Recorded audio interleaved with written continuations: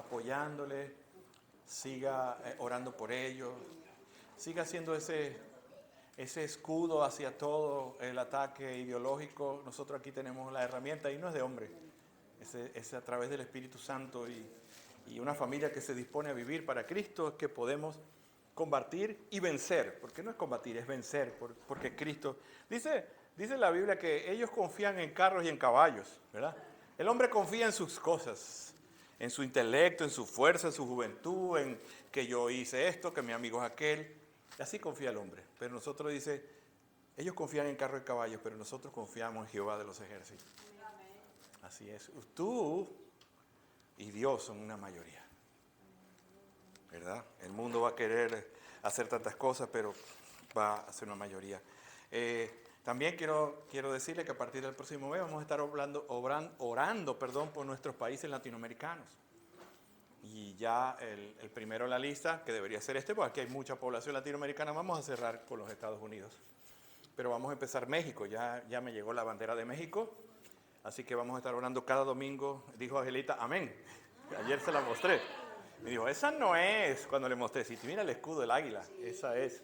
O sea que cada domingo vamos a estar orando por el gobierno mexicano, por los mexicanos, por la iglesia en México. Y al final, el último domingo, vamos a comer a ver qué hacemos de México. Tenemos una buena profesora. Algo hacemos y vamos a terminar celebrando esto. Y luego vamos a orar por Guatemala y vamos a ir así.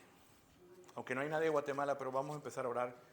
Eso trae a nosotros, estamos muy centrados en nosotros, ¿verdad?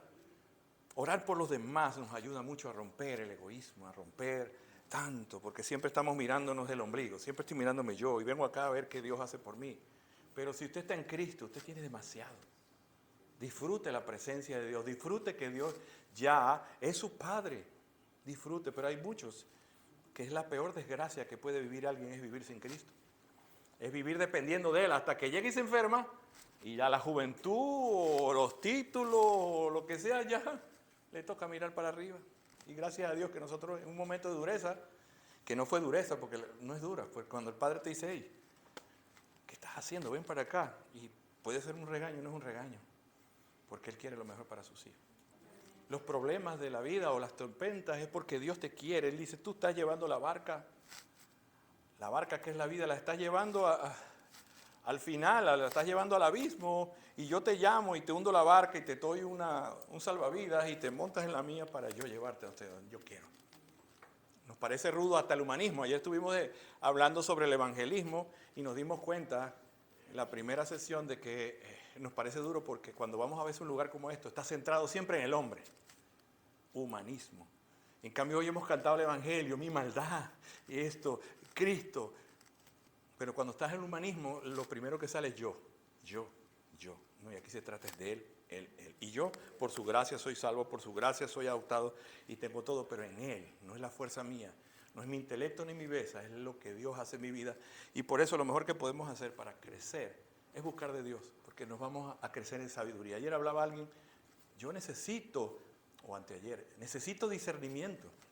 Discernimiento es poder entender las cosas que estamos viviendo.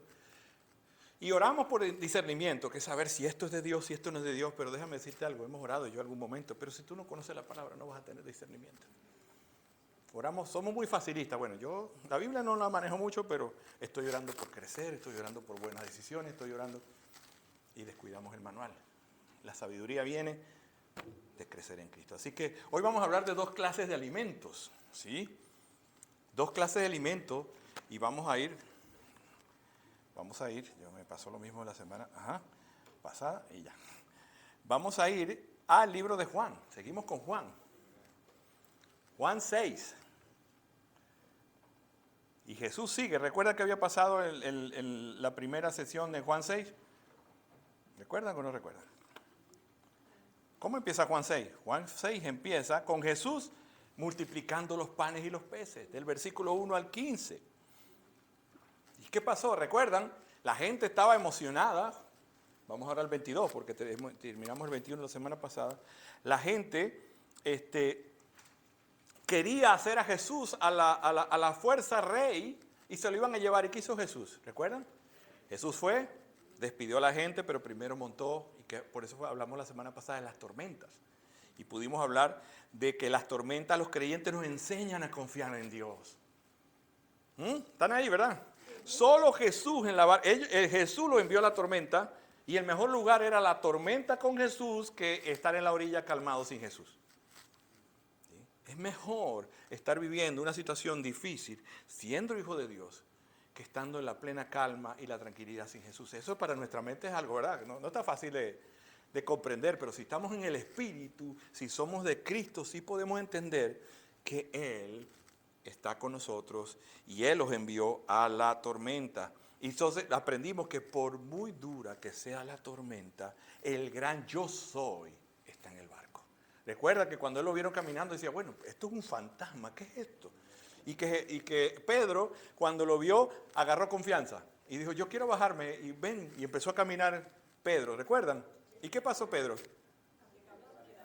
Quitó la mirada de Jesús y se empezó a oír. Ahí hay mucho que aprender. ¿En quién estás poniendo la mirada? Siempre ponemos la mirada, como el egoísmo es mirarse el ombligo, es mirar a uno, siempre nos estamos mirando. Entonces, ¿qué pasa a las personas? A la medida que las personas se van envejeciendo o se van, ¿cómo se puede decir? Están entrando, dijo la hermana, en los años dorados. Empezamos a ponernos tristes, porque estamos mirando ¿a quién? Las fuerzas. Ya no es lo mismo. Pero dice la Biblia que los mejores tiempos es cuando llegan las canas. Pero el mundo nos ha metido algo. Entonces, en medio de las tormentas, Él nos recuerda que Él es el rey del mar. Él es el rey del mar y va con nosotros. O sea, que Jesús hizo un milagro, Jesús quería explicar el milagro, no lo dejaron explicar y Él se tuvo que ir. Pero hoy vamos a explicar, porque Jesús cuando multiplicó los panes y los peces, hoy es la explicación de por qué Él multiplicó los panes y los peces. No pudo explicarlo. Entonces, el pasaje del día de hoy y el próximo revela el significado espiritual, que Él es el pan que viene del cielo. ¿Para qué Él vino, agarró panes y lo multiplicó? Para después decir, ese pan que yo le multipliqué porque soy poderoso y soy Dios, escúcheme ahora. Porque los milagros, todos los milagros, son para que podamos escuchar a Jesús, porque ellos volvieron a tener hambre. ¿Qué propósito tiene? A menos que dice, mira, aquí tiene como la viuda, el aceite no se te va a acabar, pero ese pan se va a acabar. El milagro era para que decir, escúchenme, porque ese pan les sació, yo soy poderoso, pero yo le voy a dar un pan mejor que ese. Ese es el propósito de los milagros, que la gente confíe en Dios como Señor y Salvador, porque Jesús es el pan de vida. Así que vamos a leer ahora sí, versículo 22 de Juan 6. ¿Sí? Y el tema del día de hoy es que hay dos clases de alimentos.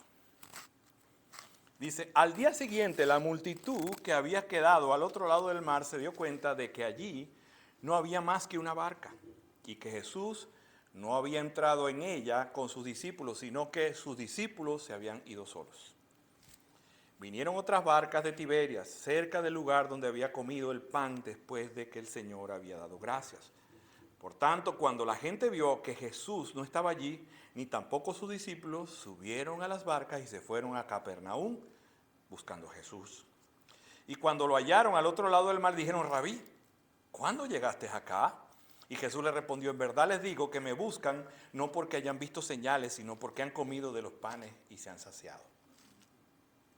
Trabajen no por el alimento que perece, sino por el alimento que permanece para vida eterna, el cual el Hijo del Hombre les dará, porque Él es a quien el Padre, Dios, ha marcado con su sello.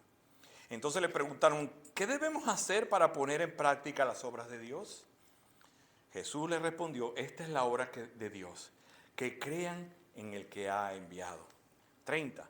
Les dijo entonces, ¿qué pues haces tú como señal para que veamos y te creamos? ¿Qué obra haces? 31. Nuestros padres comieron el maná del desierto. Como está escrito, les dio a comer pan del cielo. Entonces Jesús les dijo, en verdad les digo que no es Moisés el que ha dado el pan del cielo, sino que es mi Padre el que les dará el verdadero pan del cielo. Porque el pan de Dios es el que baja del cielo y da vida al mundo. 34. Señor, danos siempre de este pan, le dijeron. No se preocupen, está ahí. Entonces, mire, ellos al final no entendieron. Siguieron hablando, danos de ese pan. ¿A qué se parece este verso? A la mujer que dijo, yo quiero seguir de esa agua para no venir más a buscar. ¿A qué se parece también a Nicodemo? Tengo que volverme a meter, o sea, cuando Jesús hablaba la gente no le entendía. Vemos mucho ese doble interpretación, que él lo hablaba en lo espiritual y la gente respondía a lo natural. ¿Ve? Pero desde que nacemos con hambre, ¿sí o no? Del vientre de nuestras madres, cuando nacemos con hambre, ¿cómo se manifiesta la vida de los niños que nacen? ¿Qué es lo primero que hace un niño cuando nace? ¿Ah? Llora. Claro, me imagino que salir de ese lugar tan seguro, tan tranquilo, que es ¿verdad? ¿Cómo es el útero de la madre, el lugar donde está el bebé? Cuando sale, ellos viven una crisis. Pero empiezan a llorar también porque ellos tienen un sistema, al igual que todos nosotros, que necesitan la comida. ¿Sí o no? Que lo diga aquí que es padre hace pocos meses. ¿Verdad? Dios no creó el cuerpo y nuestro cuerpo lo creó para que funcione a través de la comida. Y de repente he estado acostado con Pati allí viendo películas y de repente, uy, ¿oíste? Y le suena tan duro ese gruñido del hambre que uno hasta lo escucha. Porque ese gruñido, ¿se puede llamar gruñido eso? No sé cómo se llama un ruido de eso. Hace pensar, ¿qué te hace pensar cuando te suena el estómago así? Tengo hambre, necesito comer. ¿Por qué? Porque si yo no como, pues no puedo mantener mi vida. Nosotros necesitamos comer para mantener la vida. ¿Sabían que esto es igual en lo espiritual? Lo espiritual, nacemos con hambre espiritual, tenemos hambre espiritual y hay un gruñido en nuestras almas que indica que hay un vacío interior y estamos hechos para vivir espiritualmente alimentándonos. Necesitamos algún tipo de combustible y a veces no estamos comiendo lo que verdaderamente es sano para nuestra alma. Y sentimos hambre y la gente sigue en el vacío porque está ese gruñido, cuando tienen hambre, los lleva a comer, pero comen, ¿cómo se puede decir? Comida chatarra, comida que no es la que necesita para crecer espiritualmente. ¿Por qué? Porque hay dos tipos de comida.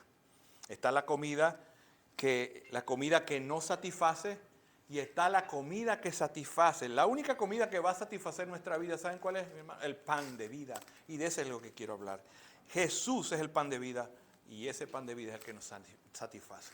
Punto número 1. Las multitudes. Las multitudes seguían a Jesús. Yo creo que estas personas que seguían a Jesús aquí, Jesús no se impresionaba por las multitudes. Porque esa misma multitud es que cuando salía, recuerdan cuando el domingo de Ramos, posiblemente muchos estaban aquí. El domingo de Ramos decían, Hosana, Hosana, fueron los mismos que gritaban crucifíquele. No son confiables las multitudes. Pues dice aquí, mire, las multitudes buscaban a Jesús. Primer punto. Al día siguiente de que Jesús había multiplicado los panes, esto fue al día siguiente de que Jesús había hecho el milagro de darle alimentación a casi 20,000 personas, ¿verdad? Con 5 panes y 2 peces. Y luego Jesús tuvo que huir porque estas personas la querían colocar como rey, querían llevarla hasta Roma y derrocar al imperio, pero que fuera Jesús quien mandara. Y recuerden que era muy de noche y después pasó lo de la tormenta. Lo que vamos a hablar ocurrió directamente después de que Jesús caminó sobre el mar.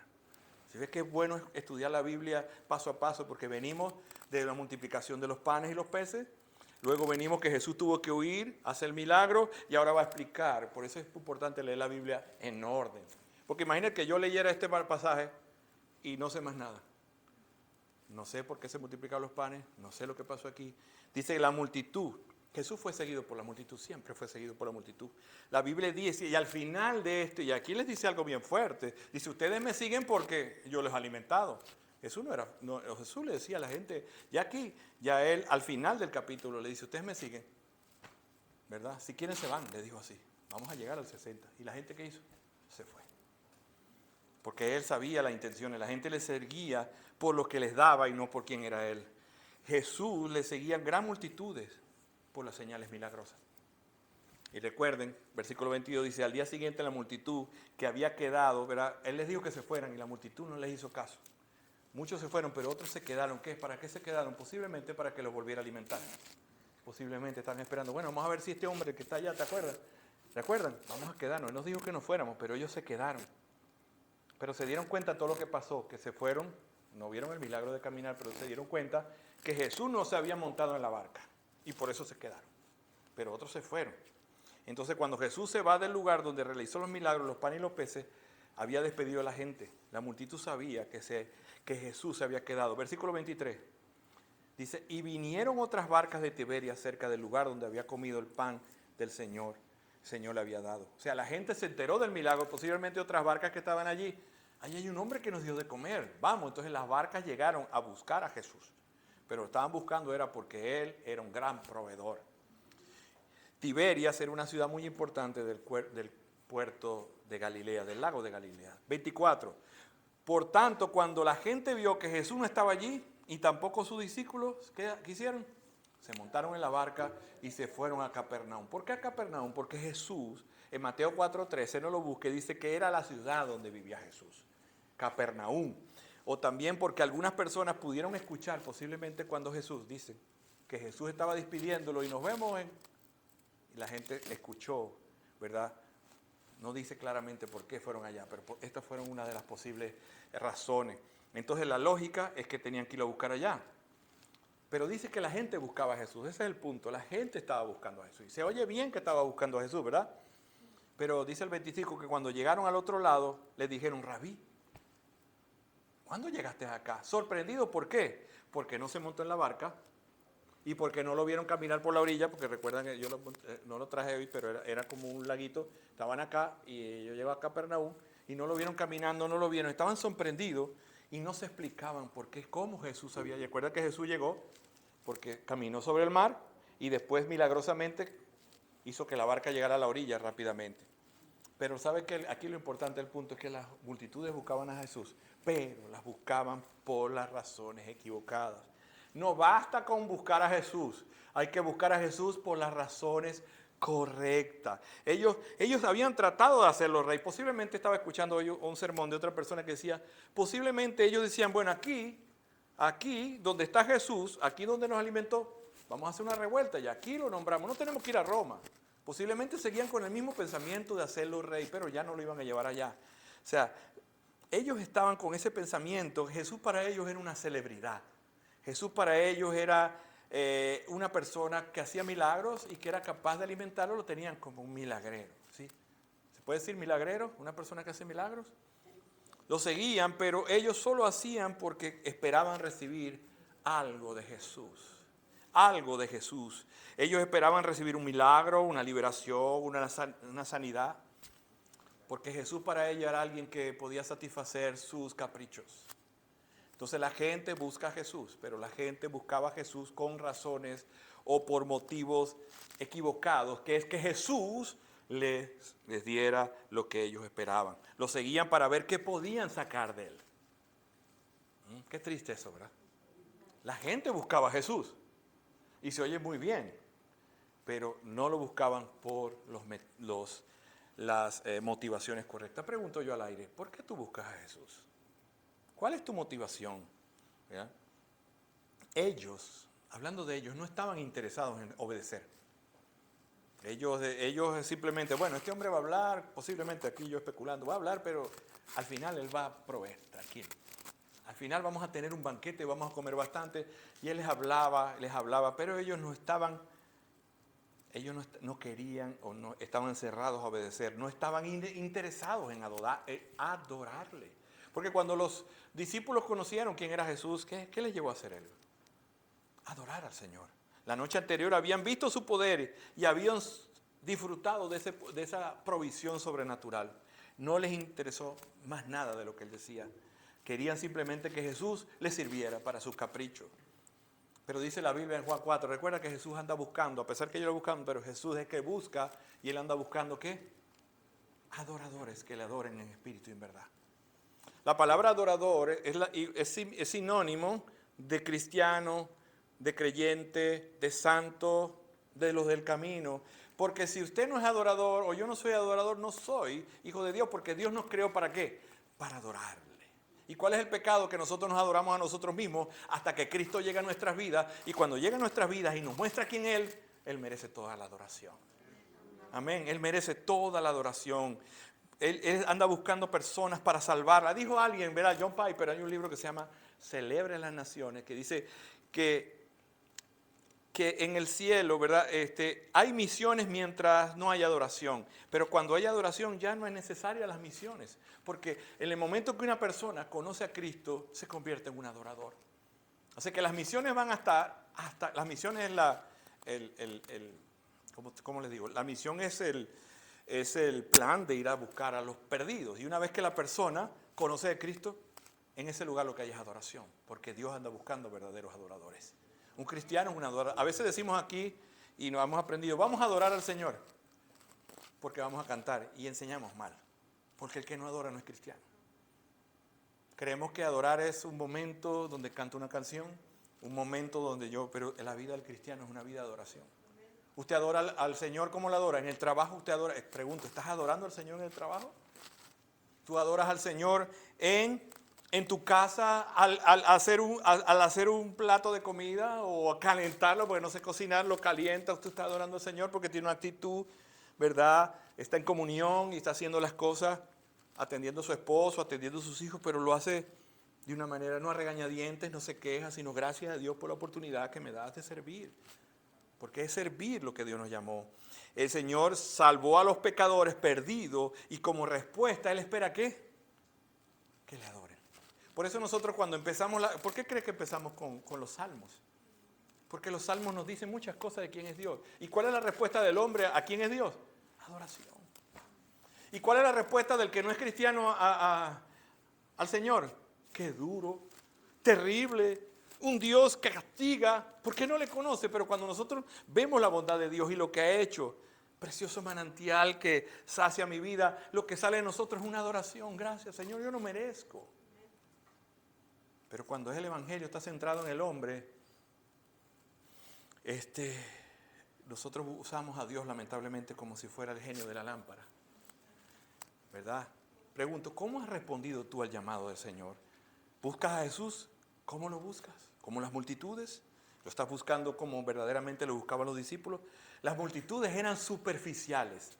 Las multitudes eran blanco fácil de las falsas promesas de un evangelio que lo que ya hace es traerte al bienestar. Sí, ayer, ¿verdad? Puedes escucharlo, lo que el falso evangelio trae falsas promesas de un bienestar en la vida de la persona. Indudablemente va a haber bienestar, pero ¿cuál es el mayor bienestar que necesita la persona? Una relación con Dios que no la hay sin Cristo Jesús. Y todo lo demás viene añadido porque Jesús lo debemos buscar, pero Él merece toda la adoración, Él merece toda la obediencia, Él merece rendición total porque Él es Dios y no buscarle como la solución. Lamentablemente hoy, esta mañana oraba con Patti y en este lugar, que hay tantas iglesias en todo este estado, lamentablemente que Dios nos ayude a tener, ¿verdad?, misericordia. Muchos lugares se está predicando un Jesús para que le siga buscando por lo que le da. Y ¿qué diferencia tienen esas multitudes? A Jesús no le impresionan las iglesias grandes ni las iglesias pequeñas, no le impresionan las multitudes. A Él le impresiona, si podemos hablar que se impresione, porque Él es Dios, que haya fidelidad, que haya disposición, que haya reverencia entre Él. Hoy también, lamentablemente, muchas personas cerca de nosotros están buscando a Jesús porque hay una provisión que Dios les ofrece a ellos. De hecho, Él mismo nos exhorta a pedir. A Dios le agrada que le pidamos, ¿verdad? Porque Él dice, piden. Él no es como un padre que si le piden un pan le da una piedra o que si le pide algo le da una serpiente. Él es un buen padre y quiere que le pidamos, pero primeramente busquémosles porque Él es Dios. El objetivo principal de buscarlo a Él y solo a Él es que nosotros le necesitamos. ¿Tú sabías que tú necesitas a Dios más que Él no te necesita? Él no me necesita. Porque Él es Dios. Él es pleno, feliz, y te han dicho las iglesias centradas en el hombre, es que Dios no puede vivir sin ti. ¿Lo has escuchado? Yo lo he escuchado. Dios no puede vivir sin ti. Dios te necesita. Aquí está este hombre esperando que tú des la respuesta al mensaje. Dios te ama y Dios envió a su Hijo, que eso es un gran regalo de amor, pero Dios no te necesita. Tú lo necesitas. Y el Evangelio te enseña la necesidad que tienes. ¿Por qué? Porque estás perdido, estás viviendo una vida triste y vacía sin Cristo. Pero cuando llega Cristo a tu vida, tú le llevas y ya las demás cosas temporales no te van a saciar. No te van a saciar. Nunca estaremos más satisfechos ni saciados que cuando comemos del horizontal. Lo vertical, perdón, lo horizontal no sacia.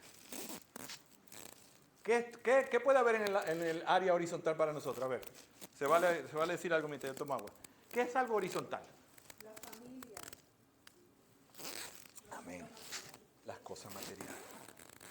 Trabajo, la salud, un buen trabajo, son regalos de Dios.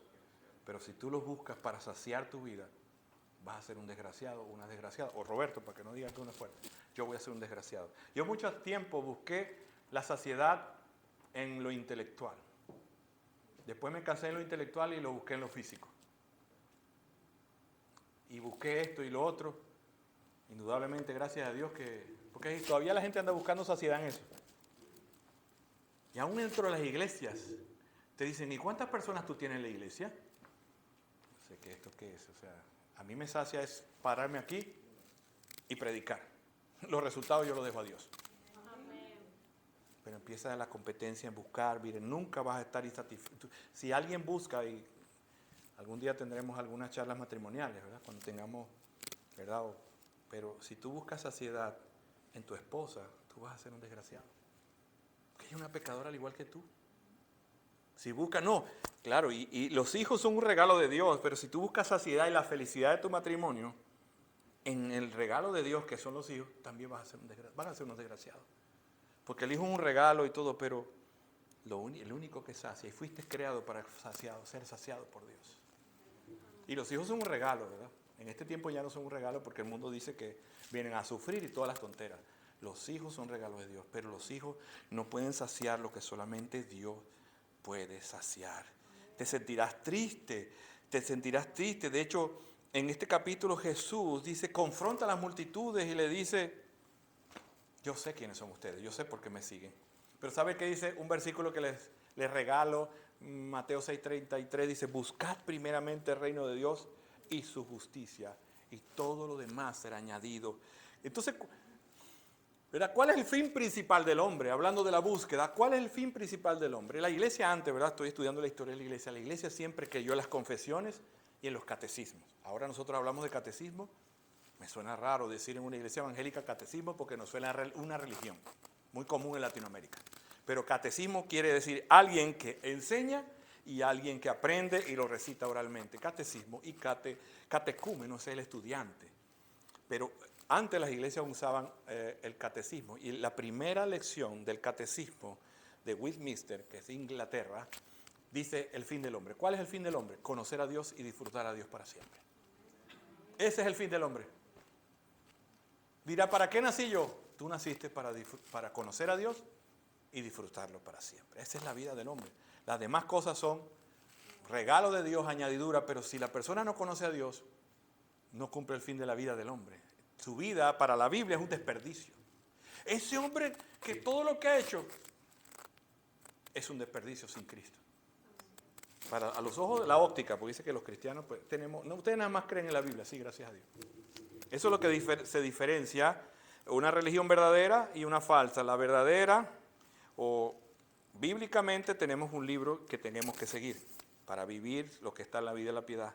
Y las religiones tienen la Biblia y las opiniones de los hombres y otras cosas. Así que conocer a Dios es el fin de la vida. Pero ellos lo buscaban con razones distintas. Porque el Evangelio, ¿qué nos recuerda el Evangelio? ¿Qué es lo más valioso del mundo? Nos recuerda que Jesús es la perla de gran precio. ¿Han leído esa parábola? ¿Ah? De este hombre que estaba buscando un tesoro lo mandaron a limpiar. Pónganle, vamos a poner eso, no dice la Biblia, pero el hombre lo pusieron a limpiar ahí un terreno. Y consiguió en ese terreno una perla de gran precio, un tesoro escondido. ¿Y qué hizo el hombre? Calladito, se fue, vendió todo lo que tenía y compró el terreno. No por el terreno, sino por la perla. Cuando tú consigues, o Cristo te consigue a ti, tú tienes la perla de gran precio y eso merece que tú dejes todo lo demás a un segundo lado porque esa es la razón de la vida del hombre. Conocer a Cristo. Y Cristo nos dice que esa perla de gran precio que hizo por nosotros, nos perdonó. Por eso es importante hablar del perdón, porque tú no sabes la deuda. Tú tienes una deuda si no eres cristiano. Y yo tenía una deuda impagable. Alguna gente estamos estresados por algún tipo de deuda de tarjeta o algo. Uy, son 5,000, son 10,000. Mire, esa deuda no cabe en un pizarrón. Y Jesús la borró. Ya Roberto no debe nada, cárguelo a mi cuenta. ¿Cómo no vivir agradecido? Cargue. Tú imaginas cuando si tienes alguna cuestión en un banco y vas vas con el último cheque para pagar, ¿cómo te sientes?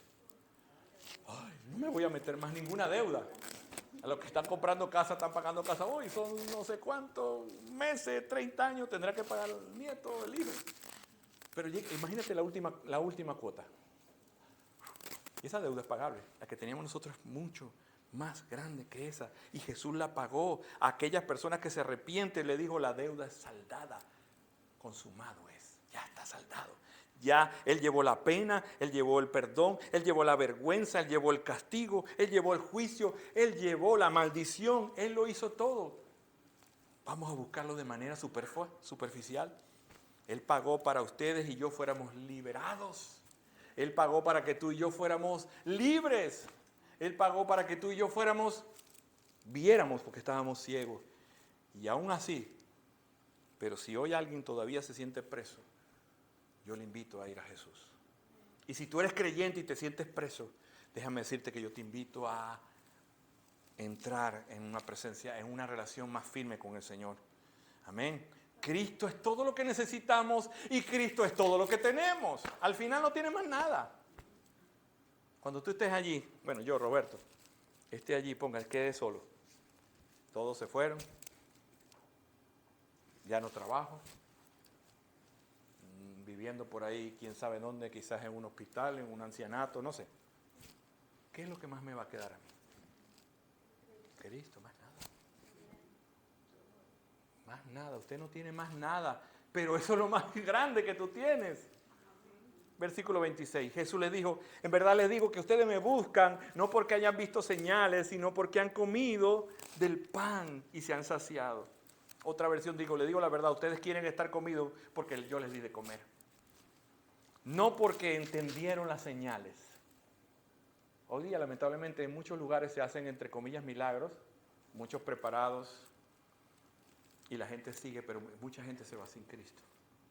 ¿Sabes qué dice Jeremías? Jeremías dice, yo el Señor escudriño el corazón y pruebo los pensamientos para dar a cada uno según su camino. Porque Jesús sabía qué pensaban ellos. Jesús no confiaba en ellos. Ellos fueron testigos del milagro. Ellos fueron testigos de los milagros, del milagro de los panes y los peces. Pero no les interesó. Ya que las señales, Jesús las señaló, hizo esas señales. ¿Recuerdan cuál era el objetivo cuál es el propósito del libro de Juan?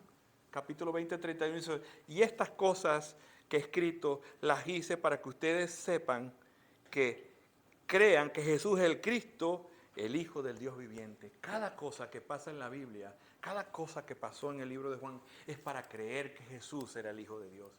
Y no está menos en la alimentación de los panes y los peces. Jesús les confronta y le dice, hey, yo sé por qué ustedes me buscan. Yo sé por qué ustedes me buscan. Porque ustedes quieren tener la barriga llena. Esas personas le siguen el corazón, el evangelio de la barriga llena. El evangelio del materialismo. Es triste que lo único que querían era ser alimentados, teniendo ahí al Rey, a Jesús enfrente de ellos. Le buscaban por motivos, ¿qué? Carnales, temporales y mezquinos. Y hoy sigue pasando, lamentablemente, con un evangelio que es predicado en muchos lugares que sacia estómagos. Falso. Volverían a tener hambre física, pero si ellos hubieran comido, porque ellos se fueron sin Cristo perdidos. No van a decir uno, bueno, y si al final, la Biblia no dice más nada.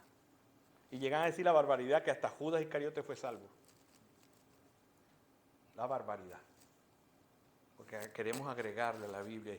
Y es un evangelio romántico. No, pero Dios, no. Estas personas rechazaron y se fueron a su condenación por lo que ellos cogieron. Pero si ellos hubieran aceptado a Cristo como Señor y Salvador, ellos habrían llegado a casa. Recuerda que el Señor está comprometido con sus hijos hasta el final. Porque el Señor dijo, yo estaré contigo todos los días hasta el final.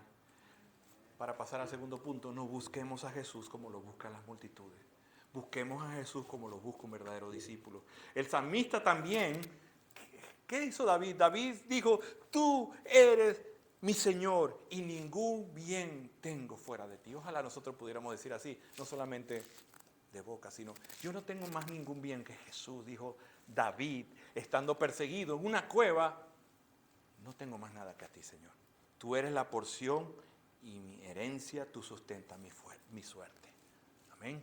Alguien que han entendido cómo buscar al Señor. Segundo punto, el alimento que da vida. Versículo 27, dice Jesús, trabajen no por el alimento que perece, sino por el alimento que permanece para vida eterna, el cual el Hijo del Hombre les dará, porque Él es a quien el Padre Dios ha marcado con su sello. Jesús presenta dos clases de comida, pero dice antes trabajen. La palabra trabajar significa labrar, comerciar, invertir, realizar una actividad física continuada, ¿para qué? O hablando de un esfuerzo físico, trabajen. Y Jesús en ningún momento está diciendo que estemos en el ocio, ¿verdad? Pero la gente había interpretado, ¿por qué decía esto? Porque los fariseos estaban trabajando para ganar la salvación. ¿Ve? Ellos estaban haciendo buenas obras, ellos estaban sumergidos en una religión legalista y pensaban que eran muy buenos porque ellos estaban trabajando para ganar la salvación. A todos nos ha enseñado que tenemos que trabajar por la salvación, ¿sí o no? Si no nos dijeran, no, pues yo soy bueno, yo no soy tan malo. Porque está contando ¿qué? Una cantidad de obras que ha hecho. No, nunca le contesté a mi papá. ¿Sabes cuál es la condición más terrible? Creerse que uno es bueno. Porque aquí no está haciendo nada, el evangelio no le va a hacer nada.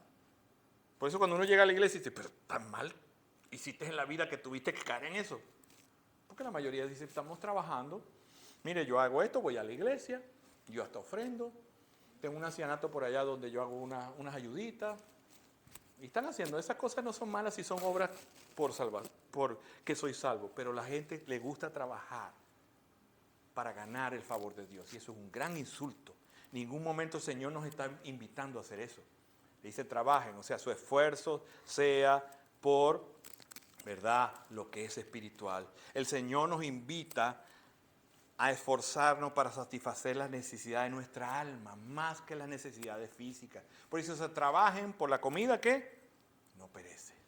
No malgasten su vida por la comida que no fortalece. Él nos invita a esforzarnos al máximo para crecer. Al que no es cristiano le está invitando ¿a qué? A crecer, a caminar en una vida de oración, de la Biblia. Recuerden que Dios nos ha dado medios para alimentar nuestra alma, ¿sí o no? ¿Cuál será un medio para ello? La lectura bíblica.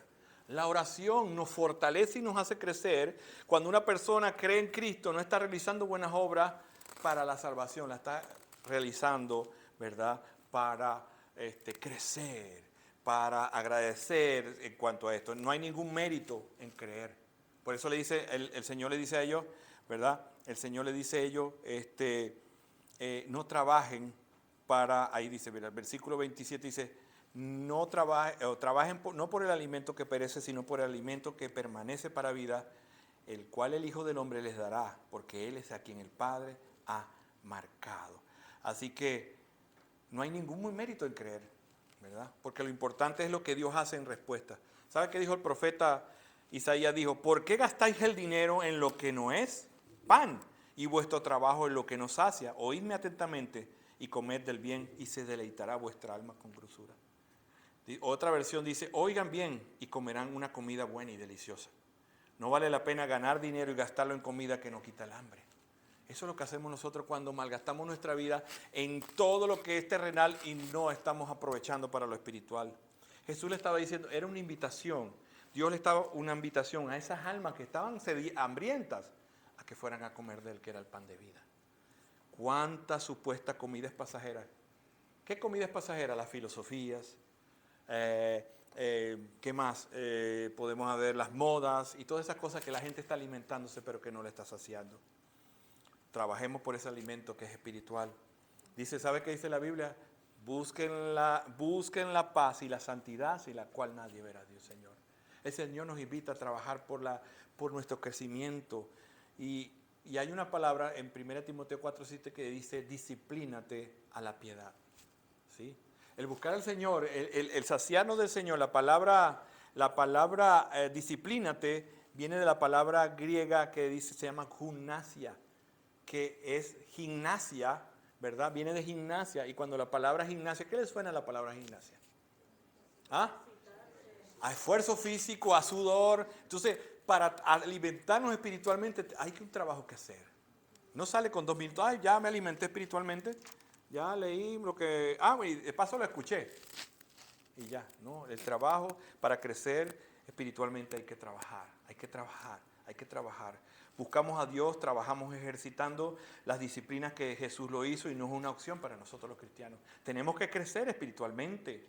Pongan toda su energía en las cosas que dan vida, dice Jesús. Pongan toda su energía en el pan que da vida. Amén. La invitación es que vengan al festín, que el Señor dice, vengan y coman de ese alimento.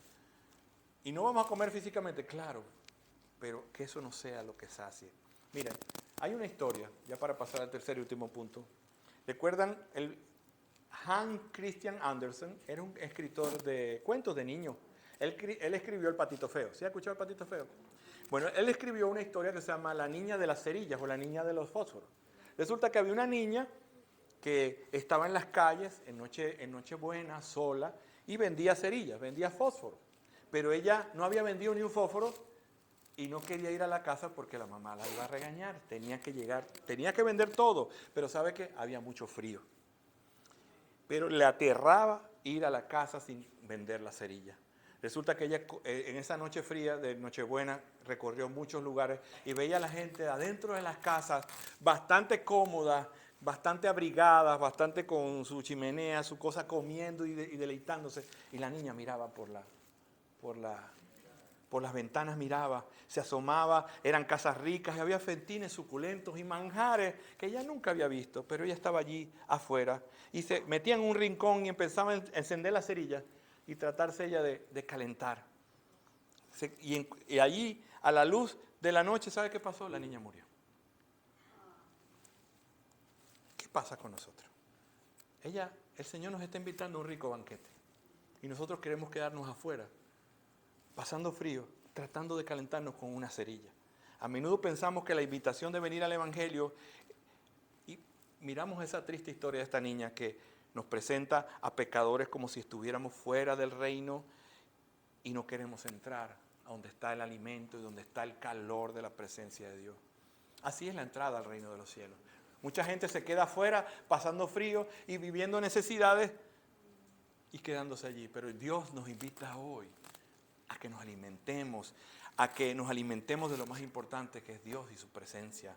Hoy te invito, mi hermano, y no te quedes allí afuera mirando el banquete. El Señor está esperando a pecadores arrepentidos. Y la cruz es una invitación a cada uno de nosotros a alimentarnos del pan que da vida. Tercer y último punto. La obra que Dios quiere que hagamos. Versículo 28 dice, entonces, ellos decían, estamos trabajando, ¿recuerdan? Y ellos le dicen, entonces, si no es lo que dice el hombre, entonces, ¿cuál es la obra que Dios quiere que hagamos? ¿Qué debemos hacer para poner en práctica la obra de Dios? Le dicen ellos. Esto me suena muy parecido, ¿sabe aquí a lo que dijo un hombre en Lucas, que dijo, ¿y qué haré para heredar la vida eterna? Y recuerdan que esto mismo también lo dice el joven rico. Maestro bueno, ¿qué debo hacer? Esa es más o menos la pregunta que hacían. Entonces, ¿cuál es la obra? Si me dicen que no trabaje por la salvación, ¿cuál es la obra que debo hacer? ¿Cuál es la obra? ¿Sabe qué? Porque los judíos y mucha gente hoy día buscan la salvación, la obra de Dios, a través de sus obras. Y solo el cristianismo es la única, si se puede llamar sanamente, religión que no te manda a trabajar por la salvación. Todas las demás alguien está haciendo algo para ser bueno. Tienen que ir, tienen que tocar tantas, tienen que vender tantas revistas, tienen que hacer esto, tienen que ir a la Meca, tienen que ir por acá, tienen que hacer muchas cosas para tienes que terminar el círculo no sé qué, tienes que hacer meditación, tienes que hacer esto. Todas las religiones te están invitando a hacer algo para ganarte el favor de Dios. Pero el Evangelio es la única que dice no hay que hacer nada.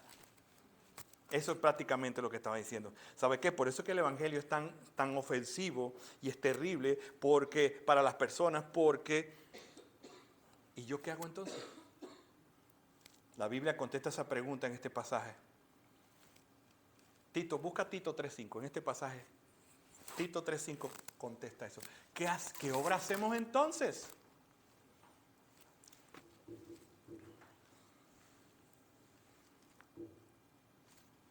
Tito 3:5, después de 2 Timoteo, Tito dice así, 3:5.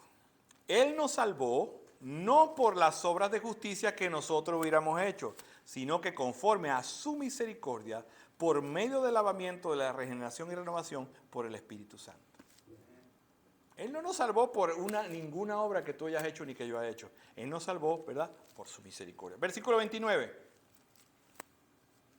Aquí les dice el Señor, la única obra que debe hacer alguien para ser salvo, ¿cuál es? Dice, Jesús le responde, esta es la obra de Dios, que crean en el que Él ha enviado. ¿Cuál es la obra que debemos hacer nosotros para ser salvos? Creer, nada más, creer. Es una invitación que la gente dice, no me parece. Por eso, bueno, en estos días pues estaba con mi hermana Iris allá en el Compassion, y ella me dice, aquí hay un hombre que yo invito para conocer a Cristo, y me dice, es que todo lo que yo he hecho es tan malo que yo no tengo perdón de Dios. Y ya segunda vez, y yo vi que ella lo invitó a ver si llorara, y el hombre dijo que no. ¿Por qué? Porque las obras que él puede hacer fueron tan malas que ya en la balanza no hay nada. Tendría que volver a nacer según obra y haber borrado, y él no cree en ese perdón porque nos han enseñado a hacer cosas para poder salvo. Y como tengo ya 60 o 70 años, he sido tan malo, no creo que yo pueda restituir toda esa obra. Tendría que nacer y vivir 3 vidas para poder hacer lo bueno, a ver si Dios me perdona, porque creo que tengo que hacer algo. No creo, o sea, no me parece. Por eso dice la gente, pero, y él está en la iglesia, todo lo malo que fue. Porque todos catalogamos por las obras que ha hecho, pero no se olvidan que Dios borra todas esas obras. Porque el que dice tan malo que fue, se está viendo mejor que él. Por eso él sí merece y aquel no lo merece.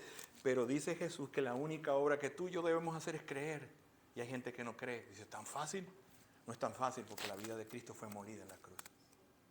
Él fue nuestro sustituto. Recuerda que Él sí murió y la maldición de todos nosotros cayó sobre Él para que tú solamente tengas que creer. Así que la única obra aceptable para Dios es ¿cuál? Creer.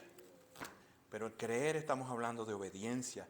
En creer estamos hablando de sumisión. Creer se demuestra con una vida rendida a Cristo. No es solamente una decisión intelectual. Ya yo creí.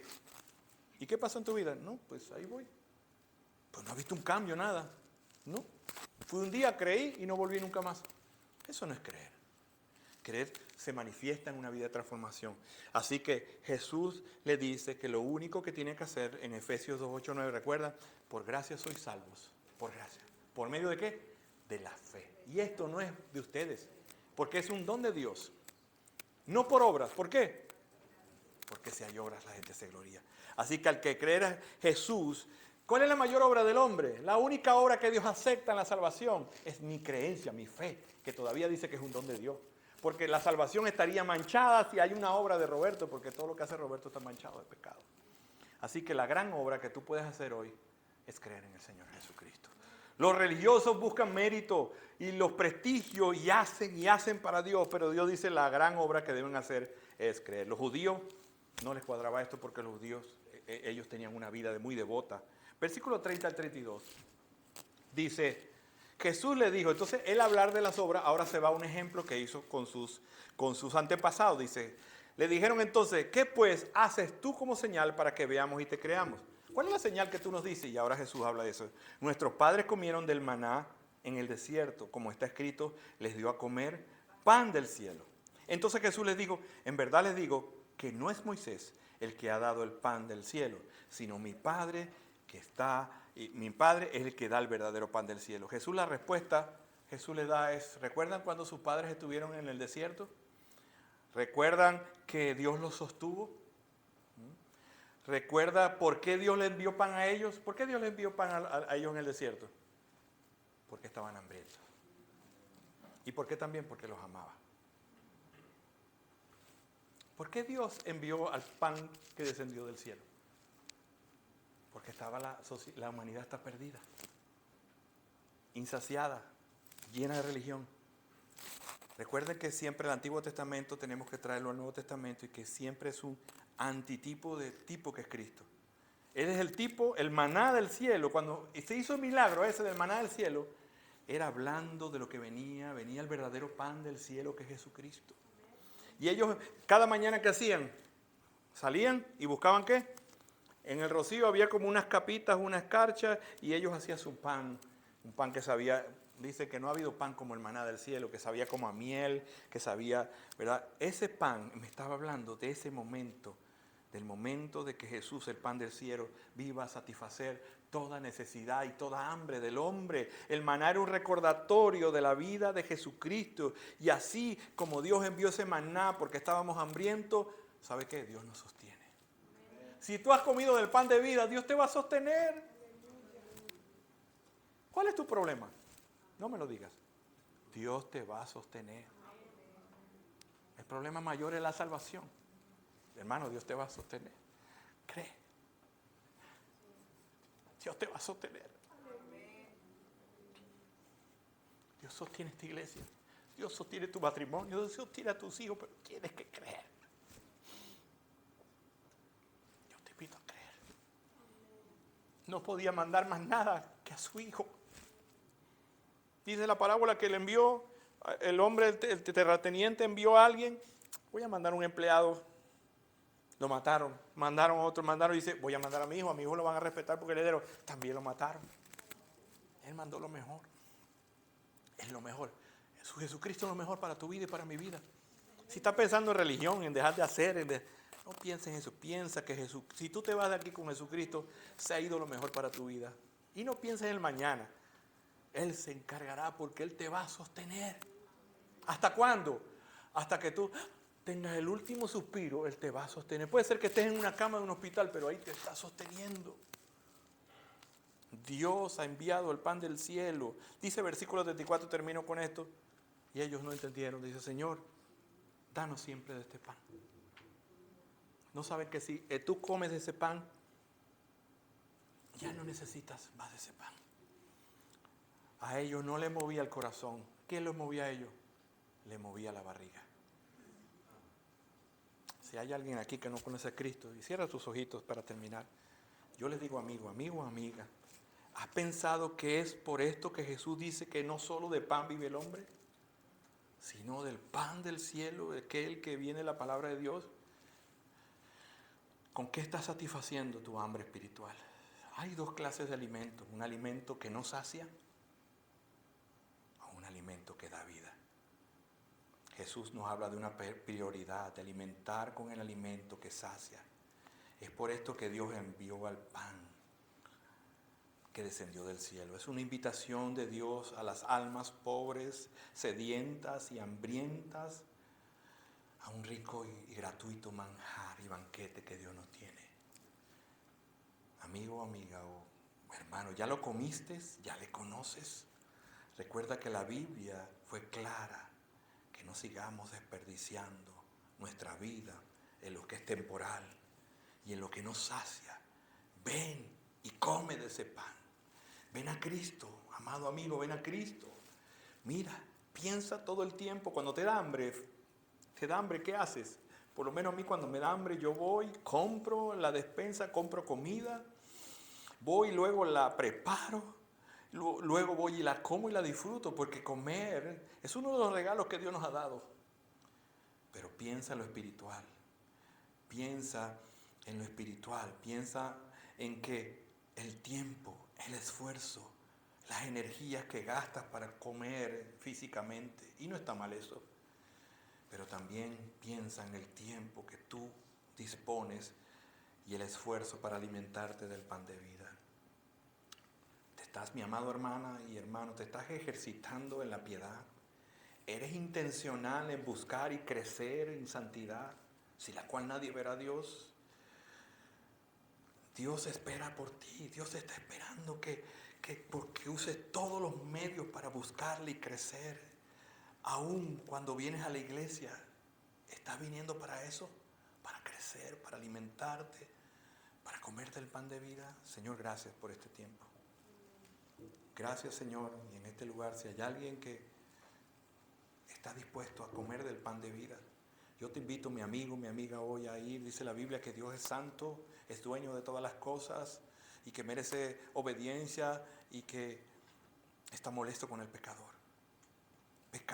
El pecador que somos nosotros, hemos vivido una vida apartada de Dios, hemos vivido para nuestro propio bien, entre comillas, vivimos para nosotros y eso es rebelión porque hablamos que Dios nos creó para vivir para Él.